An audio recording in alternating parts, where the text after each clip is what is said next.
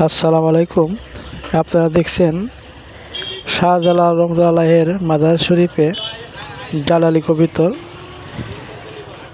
শাহজালাল রহমতুল্লাহ যখন এই সিলেটে আগমন করেন তখন দিল্লিতে নিজামুদ্দিন আউলিয়া রহমতুল্লাহ এই কবিতর শাহজালাল রহমতুল্লাহকে উপহার হিসেবে দান করেন, যে রেখে দেন, কাজে লাগবে। যখন সিলেট আসেন গৌরগোবিন্দর বাড়ি যাওয়ার জন্য, তখন গৌরগোবিন্দ জানতেন যে মুসলমানরা ভাত পারায় না, তাই ভাত দেশ তার পাশির চায়ের মধ্যে ছিটিয়ে রাখে।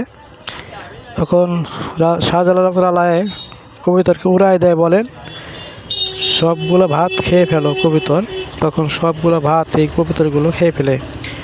সেই থেকেই এই মাজারে কবিতরগুলো আছে, জালালি কবিতর। আপনারা দেখছেন অনেকগুলো কবিতর খুব সুন্দর দেখতে, সাদা কালো সব পদের কবিতর রং আছে।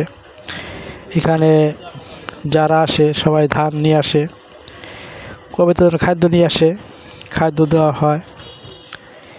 অনেক খাদ্য দিছে, দেখেন সকালবেলায় ভোরবেলা কবিতরগুলো আপন মনে উদর পূর্ণ করে এই ধানগুলো খাচ্ছে। এখানে দেখছেন আপনারা যে বিল্ডিং, এই বিল্ডিংয়ের ভিতরে কবিতরগুলো থাকে, বাসা আছে। কবিতর চায়ের মুড় দিয়ে বসে থাকে সবসময়। যদিও একটি আশ্চর্য বিষয় যে মাজারে এতগুলো কবিতর দেখা যায়, কিন্তু কবিতরের পায়খানা খুব একটা দেখা যায় না। কারণ এতগুলো কবিতর যখন সেখানে উড়ে যায়, ছোটাছুটি করে, তখন কিন্তু কবিতরের পায়খানা পড়াই স্বাভাবিক। আপনারা দেখছেন ড্যাগগুলো, এই ড্যাগগুলো সম্রাট ঔরঙ্গজেব এখানে দান করেন ভারতবর্ষের। শাহজালাল রহমতুল্লাহের মাজার আসার পরে এই ড্যাগগুলো তা দেয়। তখন এই ড্যাগগুলো তুবারক পাকানো হতো, এখন আর এই ড্যাগগুলোয় তুবারক পাকানো হয় না, এখানে রাখা হয়েছে।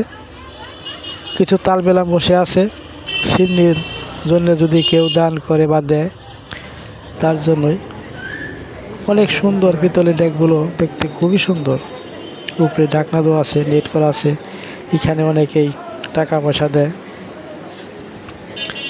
খুব সুন্দর, আজও ঝকঝক করছে ড্যাগগুলো, পিতল বা তামা যাই হোক, খুব সুন্দর। অনেক দামি উপহার ছিল এটি। 3টা ড্যাগ দেখা যায়।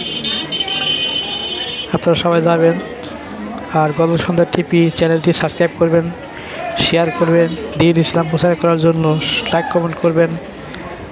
ভালো থাকুন। আসসালামু আলাইকুম ওয়া রাহমাতুল্লাহ।